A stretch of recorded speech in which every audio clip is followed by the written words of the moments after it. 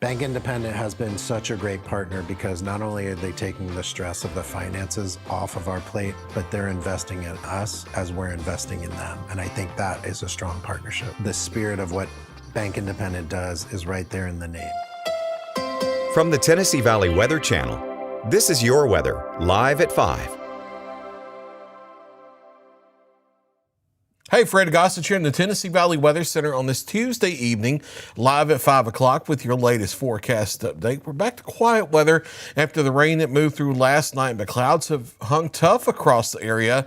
And with the northwest wind, we've been chilly today with temperatures stuck in the 30s all day. Here's a live look at the Arctic Air Skycam Network showing the gray overcast skies across Lawrenceburg. 31 is the temperature right now with a dew point of 27. Our daytime highs today were actually during the morning hours, even before Kelly Rawson came on live at 6 a.m. Those were our morning temperatures, and we've since gradually dropped on through the 30s as we made our way through our Tuesday. Dew point at 27 here, northwest wind at 4 miles per hour. Slide on down to the Shoals. Check out the University of North Alabama in Florence.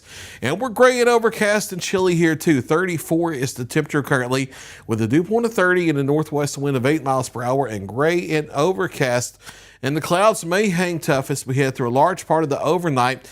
Depending on how quickly they start to break up, though, that will determine whether we have the potential for some freezing fog across the area, and I'll talk about that in just a moment. Most of us are near the freezing mark within a couple degrees of it either side here as we head to the top of the 5 o'clock hour. Here's a look at Viper Live Doppler radar with temperatures across the area. Nothing on radar as the precipitation has moved out despite the cloud cover across the area, but temperatures for most of us between 31 and 34. We will continue to drop overnight on down into the 20s. Now, if the clouds start to break up later into the overnight, we could be on down into the lower 20s for morning lows, and that's the direction we're going to lean toward because the clearing line is getting closer to the Mississippi River, and I do think eventually, especially after midnight, the clouds will start to break up some and allow for some radiation cooling. But as long as we have the cloud cover in place, it will act as a little bit of an insulating blanket, which will slow down the freezing fog potential, but it will also keep the overnight lows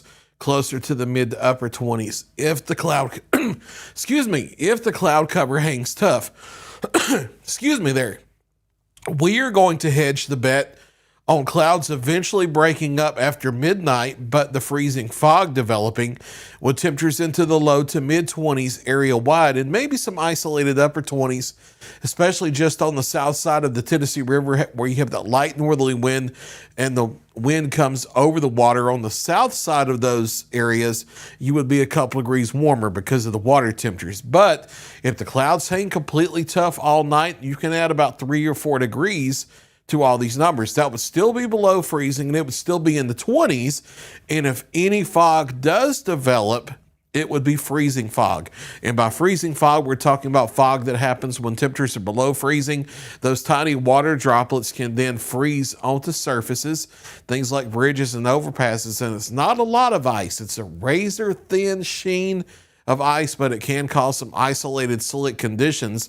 Now, because whatever ice there would be from that would be so thin, just as soon as the sunshine starts shining on it tomorrow morning at sunrise, it would melt even with temperatures below freezing still because of the solar radiation onto the roadway. So we're not expecting widespread problems, but there could be some isolated slick spots on bridges and overpasses, especially if you do notice the visibility overnight getting below half a mile. That's when you would start to be concerned about that. But we're not expecting major issues with this, and I want to make that very clear. Clouds start to break up in earnest as we head on into our Wednesday, becoming mostly sunny by midday and afternoon. And more of a southeasterly wind that's going to allow temperatures to moderate, upper 40s and lower 50s around here. And then with a southerly wind continuing as we head into tomorrow night, we'll still be in the low to mid 30s, but we are starting to recover these temperatures here just a little bit as we head forward. To some of us, it may be closer to the mid 30s in the southern Tennessee as well. It's going to depend on how quickly the cloud cover moves in tomorrow night. Maybe a rain shower by Thursday afternoon, but the better rain chances are Thursday night and the Friday morning.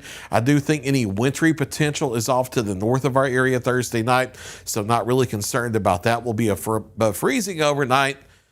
Daytime dry for Saturday here, but another Clipper system moves across, and that could bring a few more showers. Now, the GFS model a little more widespread with that than other models. We're going to go for lower rain chances for now, but we might have to trend up on that on Sunday. We'll watch that for model trends as we go forward. Temperatures here for the next 7 days, near or just below average.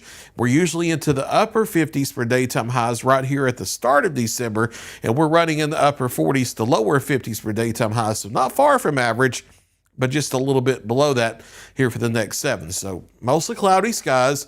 If the clouds do start to break up, maybe some areas of freezing fog here and there.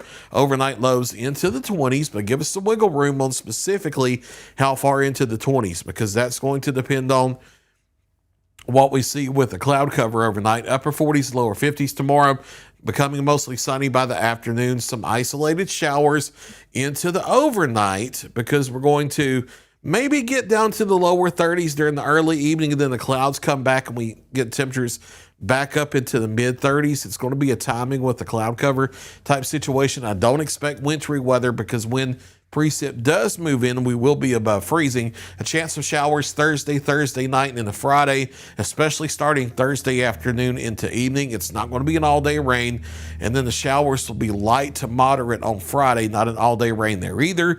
Partly sunny on our Saturday, a few spotty showers possible on Sunday. If that trends toward the GFS, it may be a little more rain than that, but still will be showery, and then partly cloudy as we head into the first half of next week. That's a look at your latest 7-day forecast. I'll be back at 6 o'clock and 9 o'clock with another check of your local weather.